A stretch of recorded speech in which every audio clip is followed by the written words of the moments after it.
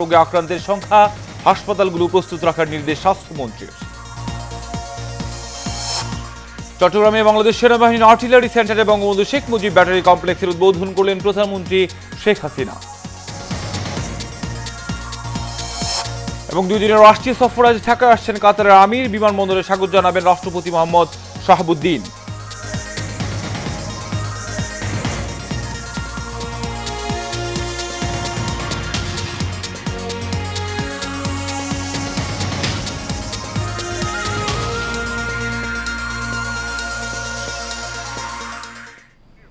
স্বাগত এশিয়ান সকালের সংবাদের সঙ্গে আছে আমি কাউসার আহমেদ। এতক্ষণ শুনছিলেন বিআরবি কেবল ইন্ডাস্ট্রিজ লিমিটেড সংবাদ শিরোনামে চলে যাচ্ছি বিস্তারিত সংবাদে।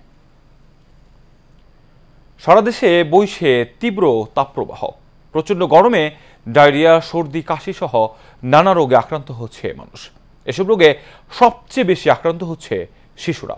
এ অবস্থায় চিকিৎসকরা বলছেন গরমের তীব্রতা না কমা পর্যন্ত শিশুদের প্রতি বিশেষভাবে যত্ন নিতে হবে। আবির হোসেনের ক্যামেরায় চিমিত রিপোর্টে থাকছে বিস্তারিত।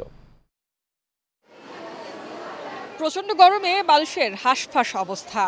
জ্বর, ডায়রিয়া, নিউমোনিয়া, টাইফয়েড, হিটস্ট্রোক সহ নানা রোগে আক্রান্ত হচ্ছে মানুষ। এতে হাসপাতালে বাড়ছে রোগীর ভিড়। তবে সব বয়সের মানুষের কষ্ট হলেও এই গরম সবচেয়ে বেশি কাবু করছে শিশুদের। গরমজনিত বিভিন্ন রোগে আক্রান্ত হয়ে হাসপাতালে শিশু রোগীদের সংখ্যা ক্রমে বাড়ছে। গরমের থেকে ঠান্ডা, নিউমোনিয়া, জ্বর 15 দিন হাসপাতালে, ফরিদপুর ছিলাম 3 দিন, এখানে আসছে আজকে 11 দিন। প্রচন্ড গরমের কারণে বাচ্চাটা অসুস্থ, আজ 1 মাস দেখি বাচ্চা অনেক অসুস্থ হয়ে গেছে। তারপরে এইখানে নিয়ে আসছি, এইখানে আল্লাহর রহমতে একটু ভালো দেখা যাইতেছে যে গরমের থেকেই হয়েছে। চিকিৎসকরা বলছেন গরমের তীব্রতা না কমা পর্যন্ত শিশুদের প্রতি বিশেষ যত্ন নিতে হবে। তীব্র গরমে যেটা হয় সেটা হচ্ছে পানি শূন্যতা বিরাজ করে। তো এই পানি শূন্যতার জন্য আমরা সবসময় রোগীদেরকে বেশি বেশি করে পানি খেতে বলি। প্রয়োজন ছাড়া কেউ যাতে ঘরের বাইরে যাতে না যায়, এবং ঘরের বাইরে যদি যেতে হয় সেক্ষেত্রে যাতে সুতি কাপড় পরে, হালকা কাপড় পরে যাতে বের হইতে হয়। তীব্র গরমের নাজেহাল এই অবস্থায় সুখবর নেই আবহাওয়া অফিসের কাছেও। সংস্থাটি বলছে গরমের প্রকোপ এপ্রিল মাস জুড়েই থাকবে। এপ্রিল বা এরপর মে মাসে তাপপ্রবাহ কিন্তু আমাদের অব্যাহত থাকবে। আবার কখনো কখনো যদি বৃষ্টিপাতের পরিমাণ বেশি হয়, হয়তো 2-1 দিনের জন্য তাপমাত্রা একটু কমে যায়, কিন্তু আবার সেটা বৃদ্ধি পেয়ে আবার তাপপ্রবাহে ফিরে যায়। গরমের দাপটে এরই মধ্যে 1 সপ্তাহের জন্য সব শিক্ষা প্রতিষ্ঠানে ছুটি ঘোষণা করেছে শিক্ষা মন্ত্রণালয়। এছাড়া আদালতে শিথিল করা হয়েছে গ্রাউন্ড পড়া।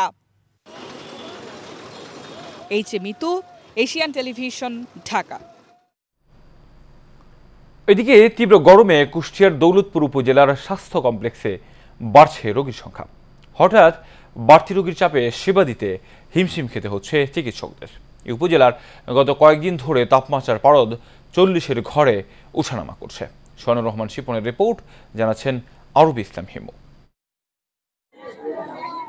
গত কয়েকদিন ধরে তীব্র গরমে দিশেহারা কুষ্টিয়ার দৌলতপুর উপজেলার মানুষ। দিন কিংবা রাত তাপমাত্রার পারদ ওঠানামা করছে 40-এর ঘরে। এতে হঠাৎই বেড়েছে গরমজনিত বিভিন্ন রোগের প্রকোপ।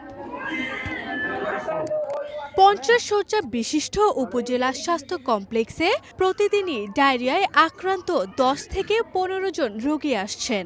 শয্যা সংকটে তাই অধিকাংশ রোগীরই ঠাঁই হচ্ছে বারান্দা ও মেঝেতে। পাতলা পায়খানার বমি, আল্লাহর রহমতে এখন ভালো। প্রথমে নিউমোনিয়া হয়েছিল, তারপরে নিউমোনিয়া সারিছে, ডায়রিয়া হয়েছে। এখন ডায়রিয়া নিউমোনিয়া দুটাই আছে। 24 ঘন্টায় 15টা, 17টা, 18টা, 20টা করে ডায়রিয়া রোগী ভর্তি হচ্ছে। এমনি রোগী, জেনারেল রোগী তো ভর্তি হচ্ছে, তার সাথে শুধুমাত্র ডায়রিয়াই 20টা। হঠাৎই রোগীর বাড়তি চাপে হিমশিম খাচ্ছেন চিকিৎসকরা। তার ওপর জনবল সংকটে অব্যাহত চিকিৎসা সেবা। তাপমাত্রার বৃদ্ধির কারণে জনজীবন যেমন বিপর্যস্ত, তেমনি হাসপাতালে আমাদের লোক সমাগম বেশি, তাপমাত্রা বেশি। শুধুমাত্র এই ফ্যানে আসলে কভার করা মুশকিল, রোগীরা বেহাল দশার মধ্যেই আছে। তো আমাদের যতটুকু সম্ভব আমরা আন্তরিকতার সাথে চেষ্টা করছি এবং রোগীরাও সহযোগিতা করছেন। 21 এপ্রিল পর্যন্ত স্বাস্থ্য কমপ্লেক্সে ভর্তি রোগীর সংখ্যা 93 জন। এর মধ্যে 23 শিশু সহ 37 জনই ডায়রিয়ায় আক্রান্ত। আরবি ইসলাম হিমু, এশিয়ান টেলিভিশন। মৌলভীবাজারেও গত কয়েকদিনের টানা দাবদাহে জনজীবন অতিষ্ঠ হয়ে পড়েছে। বাতাসে আর্দ্রতা বেশি থাকায় ভ্যাপসা গরমও বেশি অনুভূত হচ্ছে। অতিরিক্ত গরমে জ্বর, সর্দি, কাশি, ডায়রিয়া, হিট স্ট্রোক সহ নানা রোগে আক্রান্ত হচ্ছেন বিভিন্ন বয়সী মানুষ। হাসপাতালগুলোতে ভর্তি হওয়া রোগীর চাপ বাড়ছে। একই সঙ্গে হাসপাতালের বহির্বিভাগেও রোগীর দীর্ঘ লাইন দেখা গেছে। এদিকে গরমের এই সময় শারীরিক সুস্থতায় সাবধানতা অবলম্বনের পরামর্শ দিয়েছেন চিকিৎসকরা। প্রয়োজন ছাড়া ঘরের বাইরে না যাওয়া, শিশুদের রোদে যেতে না দেওয়া এবং পর্যাপ্ত খাবার, স্যালাইন, পানীয় পান করতে হবে। সংক্রমণ এড়াতে পরিষ্কার পরিচ্ছন্নতা থাকার আহ্বান জানিয়েছেন চিকিৎসকরা।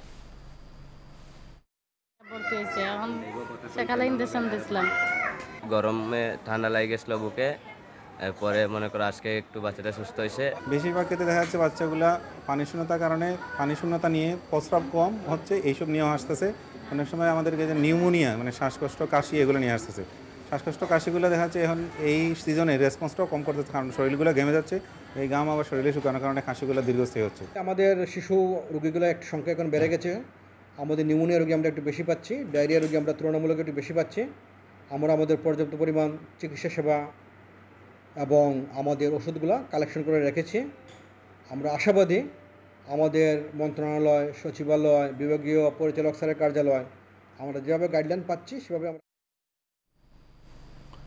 তাপদাহের কারণে প্রতিকূল পরিস্থিতিতে সারা দেশের হাসপাতালগুলোকে প্রস্তুত রাখার নির্দেশ দিয়েছেন স্বাস্থ্যমন্ত্রী সামন্ত লাল সেন। রবিবার সচিবালয়ে এক সভা শেষে তিনি এই নির্দেশনার কথা জানান। স্বাস্থ্যমন্ত্রী বলেন, তাপদাহের কারণে কোল্ড কেস এই মুহূর্তে হাসপাতালে ভর্তি না করার জন্য পরামর্শ দেওয়া হয়েছে। হাসপাতালগুলো প্রতীক পরিবেশের জন্য প্রস্তুত রাখা হয়েছে।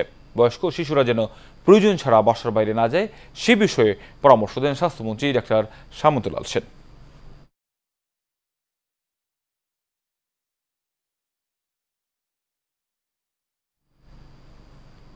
চট্টগ্রামের হালিশহর সেনানিবাসে আর্টিলারি সেন্টার ও স্কুলে নবনির্মিত বঙ্গবন্ধু শেখ মুজিব ব্যাটারি কমপ্লেক্সের উদ্বোধন করেছেন প্রধানমন্ত্রী শেখ হাসিনা। রবিবার চট্টগ্রামের হালিশহর সেনানিবাসে আর্টিলারি সেন্টার ও স্কুলে এই উপলক্ষে আয়োজিত অনুষ্ঠানে যোগ দিয়ে তিনি এই কমপ্লেক্সের উদ্বোধন করেন। এই সময় তিনি জাদুঘরে স্থাপিত জাতির পিতা বঙ্গবন্ধু শেখ মুজিবুর রহমানের অতি বাস্তব প্রতিকৃতি, মহান মুক্তিযুদ্ধে মুজিব ব্যাটারির প্রথম গোলা বর্ষণকারী ঐতিহাসিক 3.7 ইঞ্চি হাউইটজার আর্টিলারি রেজিমেন্ট ব্যবহৃত গোলা বারুদ ও সব কামানের প্রতিরূপ এবং মহান মুক্তিযুদ্ধে গোলন্দাজ বাহিনীর উল্লেখযোগ্য অপারেশন সমূহের গৌরবময় ইতিহাস অবলোকন করেন। অনুষ্ঠানে মন্ত্রিপরিষদের সদস্য, 3 বাহিনীর প্রধান, সংসদ সদস্য, বিশিষ্ট ব্যক্তি, ঊর্ধ্বতন সামরিক, অসামরিক কর্মকর্তা, বিভিন্ন পদবীর অফিসার, জেসি ও অন্যান্য পদবীর সেনা সদস্য এবং মিডিয়া ব্যক্তিরা উপস্থিত ছিলেন।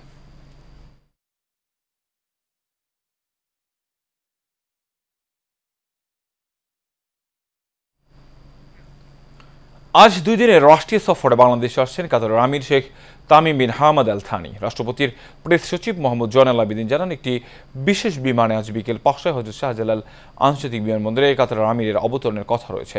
বিমানবন্দরে রাষ্ট্রপতি মোহাম্মদ শাহাবুদ্দিন তাকে স্বাগত জানাবেন। প্রধানমন্ত্রী শেখ হাসিনা 2024 সালের জানুয়ারিতে সরকার গঠনের পর মধ্যপ্রাচ্যের কোনো দেশ হতে এটি প্রথম উচ্চ পর্যায়ের রাষ্ট্রীয় সফর। আগামী 23 এপ্রিল সকালে পর রাষ্ট্রমন্ত্রী ডক্টর হাসান মাহমুদ কাতারের আমিরের সঙ্গে সৌজন্য সাক্ষাৎ করবেন। এরপর গণভবনের প্রধানমন্ত্রী শেখ হাসিনা কাতারের আমিরের সঙ্গে প্রথমে একান্ত বৈঠক এবং পরে আনুষ্ঠানিক দ্বিপক্ষীয় বৈঠক করবেন। রাষ্ট্রপতি মোহাম্মদ শাহাবুদ্দিন বঙ্গভবনে কাতারের আমিরের সৌজন্য মধ্যাহ্নভোজের আয়োজন করবেন। তার সফরকালে 2 দেশের মধ্যে 6টি চুক্তি এবং 5টি সমঝোতা স্মারক সই হওয়ার কথা রয়েছে।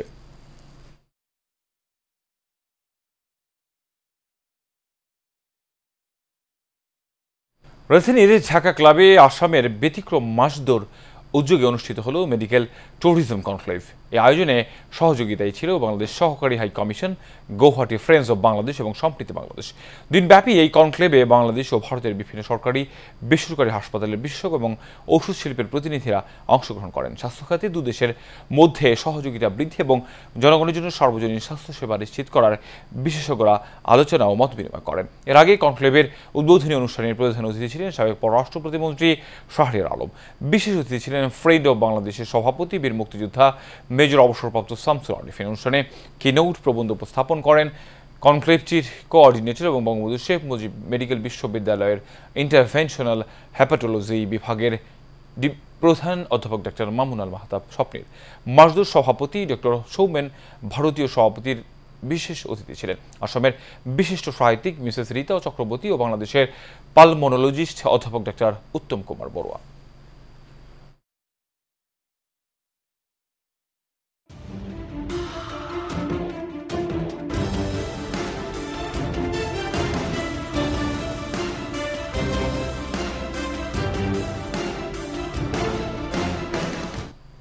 এবার সারা বাংলা প্রসঙ্গ। সিলেটের গোয়াইনঘাট উপজেলার জাফলংয়ে নলকূপে কাজ করতে গিয়ে আব্দুল করিম নামে এক যুবক নিহত হয়েছেন। জাফলংয়ের ছৈলাখেল এলাকায় এই দুর্ঘটনা ঘটে। স্থানীয়রা জানায়, ছৈলাখেল এলাকার একটি কূপে কাজ করতে গিয়ে বিষক্রিয়ায় দম বন্ধ হয়ে ঘটনাস্থলে মারা যান আব্দুল করিম নামের ওই যুবক। পরে স্থানীয়রা দেখতে পেয়ে জৈন্তাপুর ফায়ার সার্ভিস এবং থানা পুলিশকে খবর দেয়। পরে জৈন্তাপুর ফায়ার সার্ভিসের সহযোগিতায় আব্দুল করিমকে উদ্ধার করা হয়।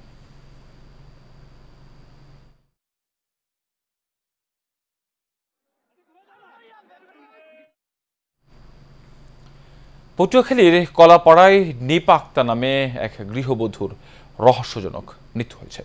রবিবার দুপুরে নীলাগঞ্জ ইউনিয়নের শ্বশুরবাড়ি থেকে গলায় ফাঁস লাগানো অবস্থায় তার লাশ উদ্ধার করে পুলিশ। পুলিশ জানায়, বিয়ের পর যৌতুকের জন্য প্রায়ই তাকে নির্যাতন করত শ্বশুরবাড়ির লোকজন। বিষয়টি নিপা আক্তার বেশ কয়েকবার তার বাবার বাড়ির লোকজনকে জানায়। কলাপাড়া থানার ওসি আলী আহমদ জানান, এই ঘটনায় একটি মামলা দায়েরের প্রস্তুতি চলছে।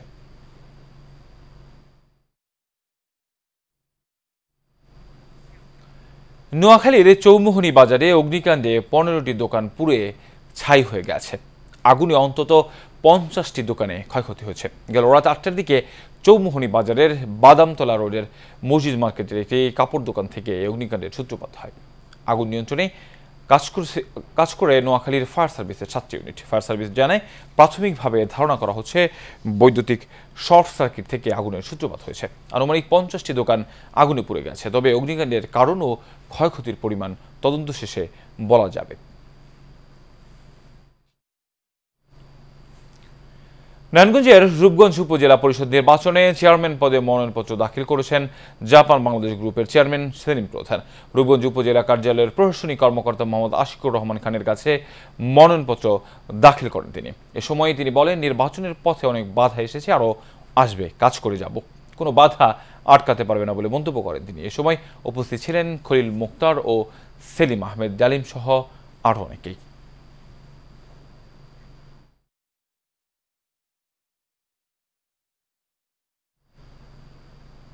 আরও একবার স্বাগত দিচ্ছেন সকালের সংবাদের সঙ্গে আছে আমি কাউসার আহমেদ। এবার এইচএম স্টিল চট্টগ্রাম সংবাদ।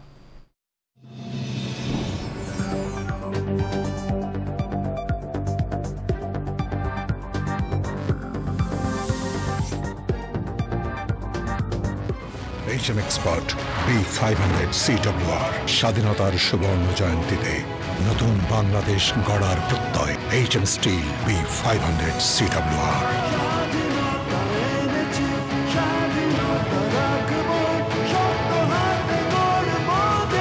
HM Steel। বেসরকারি উদ্যোগে নির্মিত দেশের প্রথম ফিল্ড হাসপাতাল চট্টগ্রাম ফিল্ড হাসপাতালের চতুর্থ বর্ষপূর্তি স্বেচ্ছাসেবী উৎসব ও অ্যাওয়ার্ড 2023 অনুষ্ঠান চট্টগ্রাম জেলা শিল্পকলা একাডেমিতে অনুষ্ঠিত হয়েছে। চট্টগ্রাম ফিল্ড হাসপাতাল ফাউন্ডেশনের ডাক্তার শাহেদ উদ্দিনের সভাপতিত্বে অনুষ্ঠানের উদ্বোধক হিসেবে উপস্থিত ছিলেন 21শে পদকপ্রাপ্ত সাংবাদিক M A Malik. Chittagong medical বিশ্ববিদ্যালয়ের উপাচার্য অধ্যাপক ডাক্তার ইসমাইল খান, অধ্যাপক ডাক্তার বাসনা মুহুরী, সৈয়দ মোহাম্মদ তানভীর সিআইপি এর সময় বিশেষ অতিথি হিসেবে উপস্থিত ছিলেন। স্বাগত বক্তব্য রাখেন চট্টগ্রাম ফিল্ড হাসপাতালের প্রধান উদ্যোক্তা ডাক্তার বিদ্যুৎ বড়ুয়া।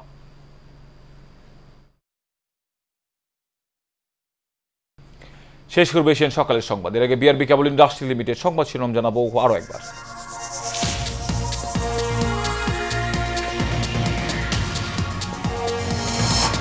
সারা দেশে বইছে তীব্র তাপদাহ, বাড়ছে গরমজনিত নানা রোগে আক্রান্তের সংখ্যা, হাসপাতালগুলো প্রস্তুত রাখার নির্দেশ স্বাস্থ্যমন্ত্রী।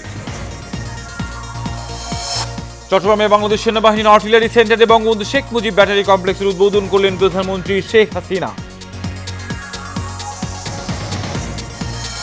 এবং 2 দিনের রাষ্ট্রীয় সফর আজ ঢাকা আসছেন কাতারের আমির। বিমানবন্দরে স্বাগত জানাবেন রাষ্ট্রপতি মোহাম্মদ শাহাবুদ্দিন।